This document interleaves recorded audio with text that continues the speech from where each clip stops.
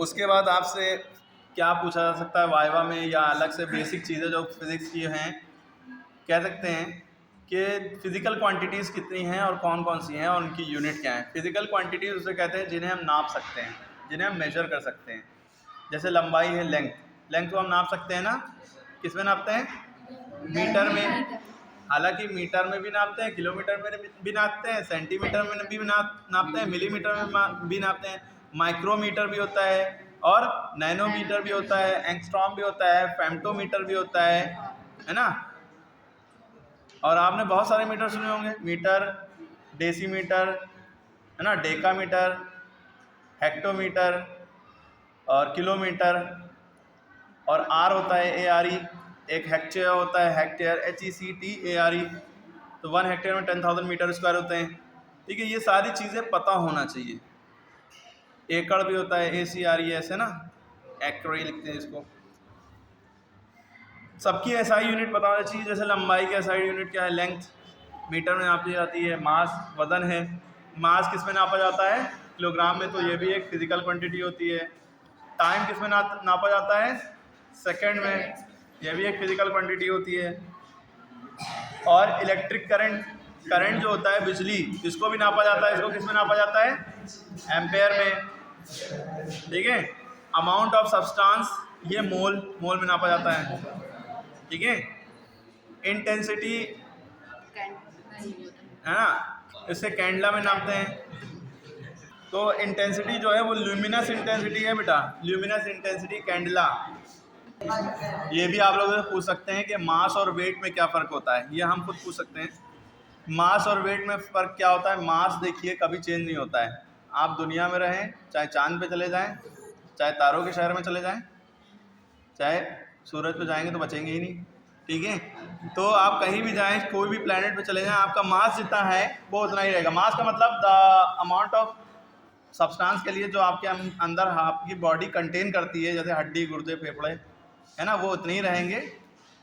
आपकी मसल्स उतनी ही रहेंगी, है ना। ये सब आपका मास है। और वेट क्या होता है? वेट माने वजन होता है। वेट क्या होता है? ये एक फोर्स है जो अर्थ अपनी तरफ उसके ज़रिए से खींचती है। W बराबर M इंटू जी, मास इंटू ग्रेविटी। ठीक है। तो वेट और मास में फ़र्क बदल गया।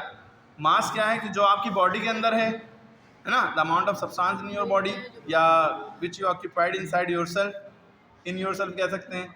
जो आपके अंदर है, हड्डी, मसल्स, कुछ भी कह लो, दिमाग, आँख, कान, ये सब मास है। और वज़न, वेट जो है वो क्या है?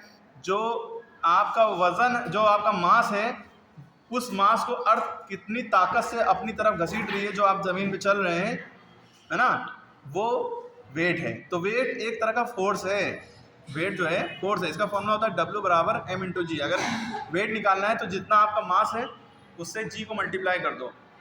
जैसे मैं कहते नहीं, मेरा वेट जैसे तुम लोग का वेट 50 किलो है, तो 50 किलो जो है उसमें तो जो तुम्हारा मास है उसको 10 से सॉरी, जो एक्चुअल में तुम्हारा मास है, हाँ। और वेट जो होता है W बराबर M इंटू जी, जितना मास है उसको जी से मल्टीप्लाई कर दो, वो वेट हो जाएगा। कितने फोर्स से अर्थ तुम्हें अपनी तरफ घसीट रही है। अच्छा, एक क्वेश्चन ये आता है कि अगर आपको हम अर्थ पे आपका वेट मान लिए, मास आपका, सॉरी, वेट आपका अर्थ पे जो है 48 किलो है, मान लिए, लगभग आप लोगों का 48 के आसपास ही होगा। तो 48 किलो आपका अर्थ पे वेट है। हम आपको ले गए चांद पे। कहाँ ले गए? चांद पे। तो आप कितने किलो के बचेंगे?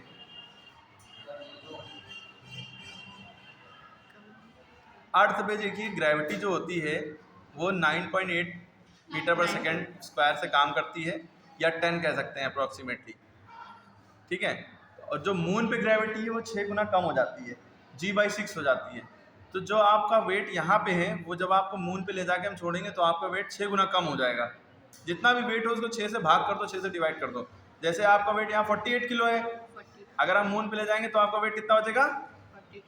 6 8 ज़ा 48 ना, 8 किलो बचेगा। तो अभी आप यूँ करेंगे, मून पे कदम रखेंगे, यूँ उड़ेंगे, आपको अपने आप वेट महसूस ही नहीं होगा, बहुत हल्के महसूस होंगे। ठीक है, समझ में आ रही बात? तो आपका वेट मून पे कितना हो जाएगा? 8 किलो। अगर आप 36 किलो हैं तो आप मून पे कितने किलो बचेंगे? 6 किलो के। अगर आप 72 किलो के हैं, 72 किलो के हैं, तो मून पे कितने के हो जाएंगे? 6 का टेबल आता ना, 12 6 से 72 होता है, 6 12 से 72 है ना। तो आप कितने किलो के हो जाएंगे? 6 12 है ना, कितने किलो के? 12 किलो के। अगर आप 100 किलो के हैं तो मून पे कितने किलो के हो जाएंगे? 100 किलो के। 6 से डिवाइड कर दो 100 को। 40 किलो। अरे अगर आप 100 किलो के हैं तो मून पे कितने किलो के हो जाएंगे? कमेंट करके बताइएगा घर पे जाके, ठीक है। उसके बाद देखिए 6 से डिवाइड कर दिएगा, कमेंट करके बताइएगा। अच्छा, आप थोड़ा ट्विस्ट वाला क्वेश्चन, ये है हर कंपटीशन में आते हैं इस तरह क्वेश्चन। कंपटीशन में जब हायर क्लासेस में आप जाएंगे तो कंपटीशन में भी साइंस से रिलेटेड ये क्वेश्चन पूछे जाते हैं। अच्छा, आपका हमने पूछा अभी वेट, हमने कहा वेट आपका कितना है? 48 किलो है, और हम आपको ले जा रहे हैं मून पे। तो आप मार्स पे थोड़ा अलग हो जाएगा, जुपिटर पे अलग हो जाएगा, हर एक प्लैनेट का अपना ग्रेविटी अलग अलग है, ठीक है। तो सुनिए, अब हमने एक वर्ड चेंज कर दिया, ध्यान सुनो, हमने वर्ड चेंज कर दिया, हमने वेट की जगह मास लगा दिया। सुनो, हमने वेट की जगह मास लगा दिया।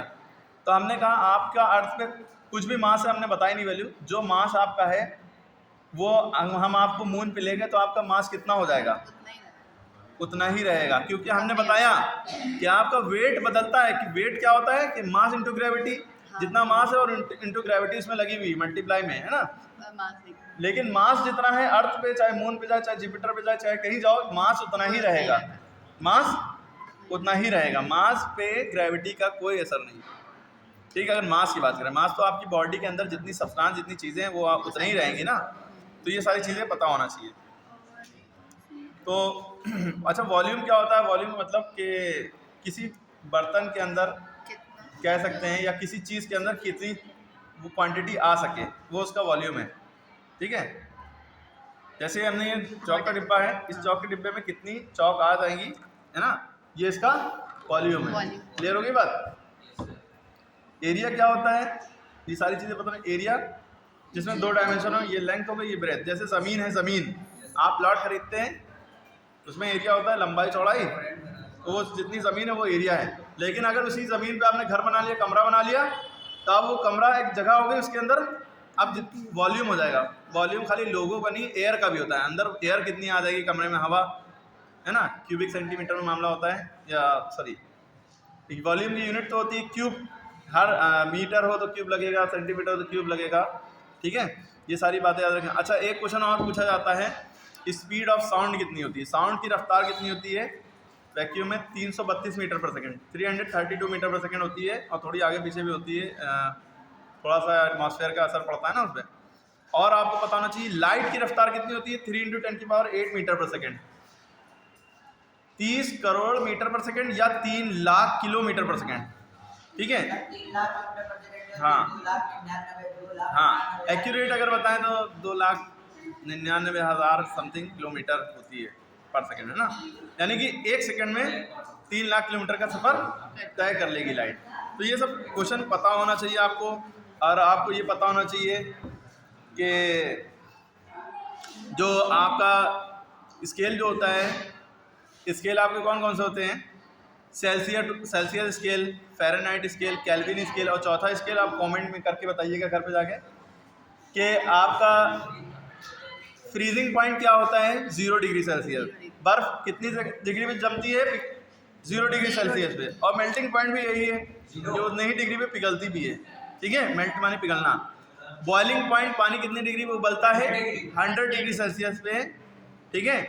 और आपसे कहा जाए कि जैसे तुम लोग सुनते नहीं हो कि मेरे इतने डिग्री बुखार है 104, तो वो 104 डिग्री सेल्सियस में होता है कि फ़ारेनहाइट में होता है? हाँ, अगर डिग्री सेल्सियस में होगा 100 डिग्री में तो उबलने लगता है पानी ना। समझ में आ रही बात? अच्छा, एक चीज़ और है कि स्टैंडर्ड यूनिट टेम्परेचर की क्या होती है? स्टैंडर्ड टेम्परेचर जो नापते हैं इसकी स्टैंडर्ड यूनिट क्या होती है? डिग्री सेल्सियस, डिग्री फ़ारेनहाइट, या केल्विन? ये क्वेश्चन बहुत इंपॉर्टेंट है। केल्विन है, केल्विन। और केल्विन में कभी डिग्री नहीं लगती, ये भी याद रखना। अगर डिग्री सेल्सियस तुम्हारा 0 डिग्री सेल्सियस दिया है और कहा केल्विन में कितना हुआ, तो केल्विन का फॉर्मूला होता है K = 273 + C। क्या फॉर्मूला होता है? K = 273 + C। जितना डिग्री सेल्सियस में दिया हो उसमें 273 ऐड कर दो, के बराबर 273 प्लस सी। अच्छा बताओ तुम्हारा 0 डिग्री सेल्सियस दिया है, कह रहे फ्रीजिंग पॉइंट केल्विन में कितना होगा, तो डिग्री सेल्सियस में फ्रीजिंग पॉइंट 0 है, केल्विन में कितना हो जाएगा 273 जोड़ दो, 273 प्लस 0 273 ही बचेगा, तो केल्विन में फ्रीजिंग पॉइंट कितना हो गया 273। अब एक चीज़ और याद रखना, फ़ारेनहाइट से सेल्सियस में बदलना, सेल्सियस से फ़ारेनहाइट में बदलना, उसका फॉर्मूला क्या होता है, F-32/9 equal to C/5। F-32/9 equal to C/5। किसी में फ़ारेनहाइट से सेल्सियस, सेल्सियस से फ़ारेनहाइट में बदल सकते हैं। जैसे नॉर्मल बॉडी टेम्परेचर कितना होता है, normal body temperature 37 degree Celsius. जब आप इसको 37 डिग्री सेल्सियस को इस फॉर्मूले में पुट करेंगे कि हमने पूछा फ़ारेनहाइट में कितना होता है, तो आपको फॉर्मूला क्या लगाएंगे, F-32/9 इक्वल टू C/5। या इसको आप रीअरेंज करेंगे तो 9 को C/5 से मल्टीप्लाई करिए और उसमें 32 प्लस कर दिए तो फ़ारेनहाइट में कन्वर्ट हो जाएगा। तो हमने बताया 37 डिग्री सेल्सियस नॉर्मल है ना, तो फ़ारेनहाइट में कितना हो जाएगा 98.6 डिग्री फ़ारेनहाइट। फ़ारेनहाइट में 98.6 डिग्री फ़ारेनहाइट। जब हमारे 104 बुखार होता है यानी कि कितना डिग्री बढ़ गया, 98.6 था 99 हुआ, 100 हुआ 2 डिग्री और बढ़ा, 101 3 डिग्री, 104 102 4 डिग्री बढ़ा, 103 5 डिग्री बढ़ा, 104 लगभग 6 डिग्री, 5 से 6 डिग्री के बीच में बढ़ा। तो ये तो हो गया 104 डिग्री फ़ारेनहाइट में। तो हमारा सेल्सियस में बुखार कितना होगा, अगर 104 बुखार है फ़ारेनहाइट में तो सेल्सियस में कितना है 40 या 41 या 42 के अप्रॉक्स होगा। 42 डिग्री सेल्सियस या 41 डिग्री सेल्सियस हमारे बुखार चढ़ा होता है जब हम तप रहे होते हैं कायदे से बुखार में, ना समझ में आ रही बात। इसके अलावा आपको बहुत सारे फुल फॉर्म पता होना चाहिए, DNA RNA, ठीक है, और TNT, बहुत सारी चीज़ें होती हैं। DNA का full deoxy ribonucleic acid, RNA का राइबोन्यूक्लिक एसिड। एड्स, जितनी भी तरह की बीमारियां हैं उनके वायरस के नाम पता होना चाहिए, वायरल डिसीज़ है ना। और जैसे TB है, TB का फुल फॉर्म क्या होता है, ट्यूबरक्लोसिस, ठीक है। निमोनिया, इसकी स्पेलिंग पता होना चाहिए, स्पेलिंग भी चीज़ें पता होना चाहिए, हाँ PNEUMONIA निमोनिया, ठीक है, निमोनिया लिखते हैं, P साइलेंट होता है। इसके अलावा एड्स का full form acquired immune deficiency syndrome, ये किससे होता है, HIV वायरस से होता है, HIV human immuno deficiency virus होता है, ठीक है। इसके बाद जो है डेंगी, जब आप लोग डेंगू पढ़ते हैं डेंगी होता है DENGUE, डेंगी, सही प्रोनाउंसिएशन इसका डेंगी है। ये सारी बातें पता होना चाहिए। डेंगी मच्छर के नाम, जो मच्छरनी काटती है मिसेस मच्छर, वो क्या होती हैं, एडीज इजिप्टाई है ना। फीमेल एनोफिल मलेरिया वाली होती है, मलेरिया वाली लेडीज़ का नाम क्या है, फीमेल एनोफिल। मच्छर बेचारा काटता नहीं है, मच्छरनी ही काटती है ना, मिसेस मच्छर है ना, ठीक है। और सारी बातें आपको पता होना चाहिए। और क्या क्या चीज़ें पूछ सकते हैं भाई, जैसे कि फ़ारेनहाइट से सेल्सियस में चेंज करने का। डेंसिटी क्या होता है, डेंसिटी क्या होता है, डेंसिटी का फॉर्मूला होता है मास अपॉन वॉल्यूम। डेंसिटी मतलब कितनी हैवीनेस और लाइटनेस, कोई चीज़ कितनी भारी या हल्की है। अब वही इतना बड़ा पत्थर लिए और इतनी एक की रुई लिए बहुत सारी, तो रुई भारी होगी, पत्थर भारी होता है। तो रुई ज़्यादा एरिया कवर कर रही है लेकिन हल्की है, पत्थर थोड़ा इतना बड़ा है लेकिन वो भारी है ना। तो ये या आप पहले हमने आपके बाल का इतना खोपड़े में यूँ पकड़ा और कहा इसमें कितने बाल हैं, और इनके यूँ खोपड़े में यूँ पकड़ा, कहा इतना इसमें कितने बाल हैं। तो अलग अलग खोपड़ियों में अलग अलग बाल होंगे, किसी में 1 लाख होंगे, किसी में 10,000 होंगे, किसी में होंगे ही नहीं, ठीक है, या 1-2 होंगे। तो समझ में आ रही बात, तो वो बालों की डेंसिटी होगी। अच्छा, हमने बताया केल्विन, सेल्सियस, फ़ारेनहाइट, तो 0 डिग्री सेल्सियस आपका फ्रीजिंग पॉइंट भी है, और जो फ्रीजिंग पॉइंट फ़ारेनहाइट में कितना है 32 degree Fahrenheit. Freezing point Fahrenheit में 32 है। बॉइलिंग पॉइंट आपका 100 डिग्री सेल्सियस है, जिसमें पानी सेल्सियस में 100 डिग्री सेल्सियस है, केल्विन में कितना हो जाएगा, तो केल्विन का फॉर्मूला होता है 273 प्लस C। तो 100 डिग्री सेल्सियस प्लस 273 कितना हो गया 373, और फ़ारेनहाइट में कितना हो जाएगा 212 डिग्री फ़ारेनहाइट। ये बॉइलिंग पॉइंट तीनों स्केल का है। सेल्सियस स्केल में 100 डिग्री सेल्सियस में पानी उबलता है, फ़ारेनहाइट स्केल में 212 डिग्री फ़ारेनहाइट पे, केल्विन स्केल में 373 केल्विन पे पानी उबलेगा। नॉर्मल बॉडी टेम्परेचर हमारा कितना होता है 37 डिग्री सेल्सियस, लेकिन सेल्सियस स्केल में, फ़ारेनहाइट स्केल में normal body temperature 98.6 degree Fahrenheit. Kelvin scale में कितना होगा बताइए, केल्विन स्केल में नॉर्मल बॉडी टेम्परेचर कितना होगा भाई? 273 में 37 प्लस कर दो, 310 आ जाएगा, 310 केल्विन, ठीक है। और आपको ये सारी बातें पता होना चाहिए। हाँ, र्यूमर स्केल, हाँ, sir time of mole concept पता होना चाहिए, molarity, molality, time atomic number याद होना चाहिए, सबके एटॉमिक नंबर याद होना चाहिए, कम से कम 1 से 30 तक के, बिना उसके जो है वाइवा आपका केमिस्ट्री का नहीं हो पाएगा। पूछिए ना एटॉमिक नंबर क्या वैलेंसी पता होना चाहिए सबकी, आइसोटोन्स, आइसोबार, आइसोटोप्स। भाई आइसोटोप्स क्या होता है? Same atomic number different atomic weight, 1h1 1h2 1h3, देखिए 111 तीनों के सेम है, H1 H2 H3 ऊपर एटॉमिक वेट डिफरेंट है ना, नीचे एटॉमिक नंबर ऊपर एटॉमिक वेट, ठीक है। आइसोबार एटॉमिक, इसका उल्टा atomic weight same, atomic number different, isotones number of neutron same है ना, बाकी सब डिफरेंट। ये सारी बातें आपको पता है। लाइट की फ्रीक्वेंसी कितनी होती है? अरे gamma rays, X rays, UV, infrared, microwave, है ना, ये सारी जो है सबकी फ्रीक्वेंसी और वेवलेंथ पता होना चाहिए। फोटो इलेक्ट्रिक इफेक्ट क्या होता है? बोर, पीरियोडिक टेबल के बारे में क्या सब कुछ पता होना चाहिए। अरे हॉरिजॉन्टल रोज को पीरियड कहते हैं, वर्टिकल कॉलम को ग्रुप कहते हैं। कितने ग्रुप है, कितने कॉलम है? 7 पीरियड है, 18 ग्रुप है, ये सब पता होना चाहिए। हेलिना पर सीज फायर, बेटा मांगे कार, स्कूटर, बाप राजी, फर्स्ट सेकंड ग्रुप का पीरियड का सब कुछ आपको पता होना चाहिए सारी लाइन से। उसके बाद आपको क्या क्या पता होना चाहिए?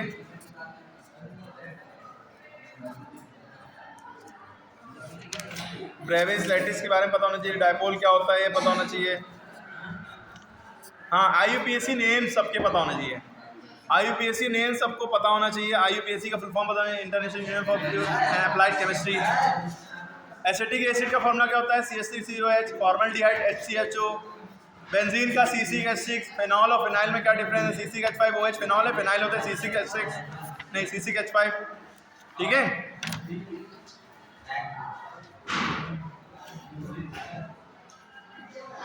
एंथैल्पी क्या होता है पता होना चाहिए।